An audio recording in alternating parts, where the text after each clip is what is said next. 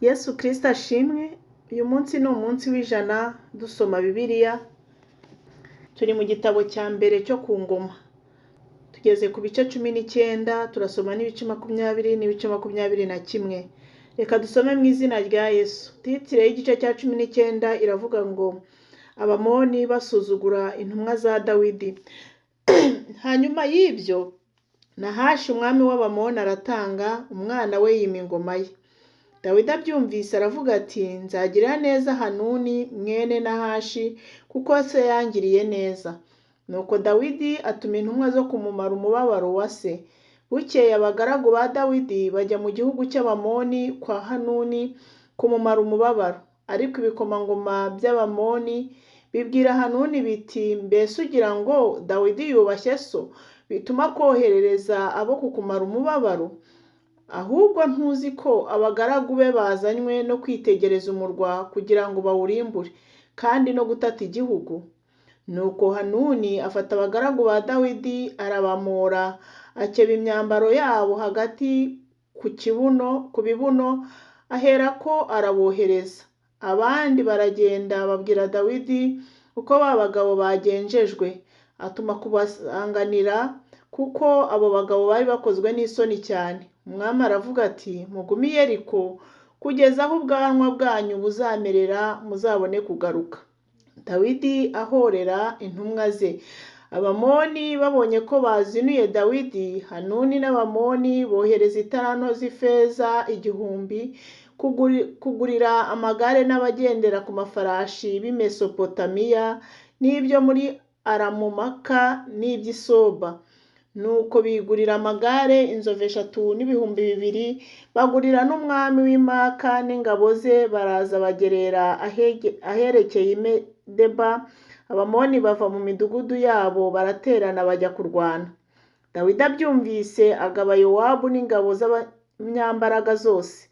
Maze Abamoni bava mu mudugudu birema ingamba ku irembo ryawo, kandi abami babatabaye bari ukwabo ku gasozi. Yowabu abonye ko urugamba rumuremeye imbere n'inyuma, atoranya abagabo mu ntore zatoranijwe mu Bisiraheli zose, abarema urugamba bahangana n'Abasiriya. Abandi bantu basigaye abaha murumuna we Abishayi, nabo birema urugamba bahangana n'Abamoni. Yowabu abwira Abishayi ati, Abasiriya nibaramuka bandushije amaboko uze kumvuna, kandi nawe Abamoni nibaramuka bakurushije amaboko nanjye nzakuvuna. Komera turwane kigabo kubw'ubwoko bwacu n'imidugudu y'Imana yacu, kandi Uwiteka abigenze uko ashaka. Nuko Yowabu n'abari kumwe nawe begera Abasiriya ngo barwane, baramuhunga. Abamoni babonye yuko Abasiriya bahunze, nabo bahunga Abishayi murumuna wa Yowabu, biroha mu mudugudu. Maze Yowabu aza i Yerusalemu. Bukeye Abasiriya babonye ko baneshejwe imbere y'Abisiraheli, batuma impuruza bakurayo Abasiriya bo hakurya ya rwa ruzi bari bafite Shofari umugaba w'ingabo na Hadarezeri nk'umugaba. Babibwira Dawidi, ateranya Abisiraheli bose, yambuka Yorodani abageraho, arema urugamba ngo arwane nabo. Nuko Dawidi amaze kurema urugamba ahangana n'Abasiriya, Abasiriya barwana nawe. Abasiriya bahunga Abisiraheli, Dawidi abicamo. Abarwaniraga ku magare umubare wayo yari 7,000, n'ingabo zigenza inzovu 4, yica na Shofaki umugaba w'ingabo. Nuko abagaragu ba Hadarezeri babonye yuko baneshejwe imbere y'Abisiraheli, bayoboka Dawidi bamuhakwaho, kandi n'Abasiriya bahakana ko batazongera kuvuna Abamoni ukundi. Igice cya 20. Nuko umwaka utashye, mu gihe abami batabarira, Yowabu ateza ingabo zikomeye igihugu cy'Abamoni aracyoreka, maze araza agota i Raba, ariko Dawidi asigara i Yerusalemu. Yowabu atsinda i Raba arahasenya.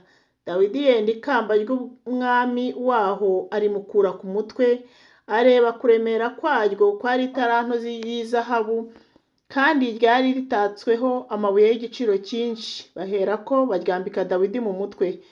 muri uwo mudugudu akuramo iminyago myinshi cyane, akuramo n'abantu bo muri wo, abakereza inkero n'ibyuma biharura n'intorezo. Uko niko Dawidi yagenje imidugudu y'Abamoni yose, hanyuma Dawidi n'ingabo ze zose basubira i Yerusalemu. Hanyuma y'ibyo habaho intambara y'Abafilisitiya i Gezeri. Muri iyo ntambara Sibekayi w'umuhusha yica Sipayi wo mu bana b'igihanda, maze baraneshwa. Bukeye hongera kuba intambara y'Abafilisitiya. Eluhanani mwene Yayiri yica Rahumi murumuna wa Goliyati w'Umugiti. Uruti rw'icumu rye rwari rumeze nk'igiti kiboherwaho imyenda. Bukeye hongera kubaho intambara i Gati. Hari umugabo muremure cyane wari ufite inkoni, intoki n'amano byose ari 24, ku kuboko hagiye habaho 6 no ku birenge 6, kandi nawe yabyawe na cya gihanda. Nuko asuzugura Abisiraheli. Yonatani mwene Shimeya mukuru wa Dawidi aramwica. Abo babyawe na cya gihanda cy'Igati batsembwa na Dawidi n'abagaragu be. Igice cya 21. Satani yoshya Dawidi kubara Abisiraheli, Imana imuhanisha mugiga. Bukeye Satani ahagurukira Abisiraheli, yoshya Dawidi kubara Abisiraheli. Dawidi abwira Yowabu n'abatware b'abantu ati, nimugende mubara Abisiraheli uhereye i Berisheba ukageza i Dani, maze muze mumbwire kugira ngo menye umubare wabo. Yowabu aravuga ati, Uwiteka nagwiza abantu be baruta umubare wari usanzwe incuro 100. Ariko Nyagasani mwami, bose si abagaragu ba databuja? None databuja ubishakiye iki? Niki gituma ushyirisha Abisiraheli nk'urubanza? Ariko ijambo ry'umwami riganza irya Yowabu. Nuko Yowabu agenda igihugu cya Isiraheli cyose, maze asubira i Yerusalemu. Yowabu azanira Dawidi umubare w'abantu ko babazwe. Abisiraheli bari agahumbagiza n'agahumbi, abagabo bambara inkota. Abayuda nabo bari 4,000 n'inzovu ndwi, abagabo bambara inkota. Ariko ntiyabariyemo Abalewi n'Ababenyamini, kuko ijambo ry'umwami ryari ryamuzinuye. Maze Imana irabirakarira, nicyo cyatumye itera Abisiraheli. Dawidi abwira Imana ati, ndacumuye cyane kuko nakoze ibyo. Ariko noneho ndakwinginze, kuraho gukiranirwa k'umugaragu wawe, kuko nakoze iby'ubupfu bwinshi. Uwiteka abwira Gadi bamenya wa Dawidi ati, genda ubwire Dawidi uti, Uwiteka avuze atya ati, nkuzaniye ibihano 3, hitamo kimwe abe ari cyo nguhanisha. Nuko Gadi asanga Dawidi aramubwira ati, Uwiteka avuze ngo hitamo icyo ushaka, ari uguterwa n'inzara imyaka 3, cyangwa kumarwaho n'ababisha bawe amezi 3, inkota zabo zikugeraho, cyangwa se inkota y'Uwiteka iminsi 3, ariyo mugiga yatera mu gihugu, na marayika w'Uwiteka akarimbura mu gihugu cya Isiraheli cyose. Nuko rero tekereza umbwire uko nsubiza uwantumye. Dawidi abwira Gadi ati, ndashobewe rwose. Reka nigwire mu maboko y'Imana, kuko imbabazi zayo ari nyinshi cyane, ne kugwa mu maboko y'abantu. Nuko Uwiteka ateza Isiraheli mugiga. Muri Isiraheli hapfamo abagabo inzovu ndwi. Imana ituma marayika i Yerusalemu kuharimbura. Yenda kuharimbura, Uwiteka arareba, arakuruka iyo nabi, abwira marayika urimbura ati, birahagije noneho unamura ukuboko kwawe. Kandi marayika w'Uwiteka yari ahagaze ku mbuga ya Orunani w'Umuyebusi. Dawidi yubura amaso abona marayika w'Uwiteka ahagaze hagati y'isi n'ijuru, afite inkota mu ntoki ze ayerekeje i Yerusalemu. Dawidi n'abakuru bari bambaye ibigunira bagwa hasi bubamye. Dawidi abwira Imana ati, mbese si jye wategetse ko abantu babarwa?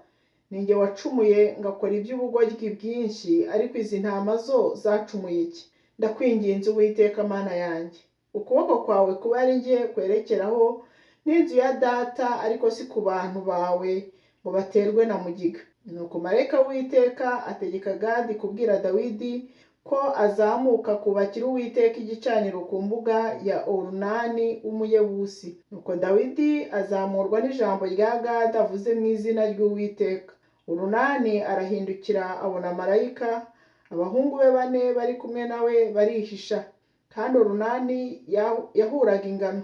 Nuko Dawidi ajya kwa Orunani. Orunani arebye abona Dawidi, maze ava mu mbuga yubika amaso imbere ya Dawidi. Dawidi aherako abwira Orunani ati, mpa ikibanza kuri iyi mbuga nubakireho Uwiteka igicaniro, turayigura ibiguzi uko igiciro cyayo cyose kiri, kugira ngo gikurwe mu bantu. Orunani abwira Dawidi ati, yijyane nyagasani umwami, ukore uko ushaka. Dore nguhaye inkaho ibitambo byoswa, nguhaye n'ibihurishoho inkwi, n'ingano ngo zibe ituro ry'ifu, byose ndabitanze. Umwami Dawidi abwira Orunani ati, oya, ahubwo ndabigura nawe rwose, ntanga igiciro cyabyo cyose, kuko ntashaka kwenda ibyawe ngo mbiture Uwiteka, kandi sinatamba igitambo cyoswa ntagitanzeho ibyanjye. Nuko Dawidi agurana Orunani ikibanza izahabu, kuremera kwazo kwari shekeli 600.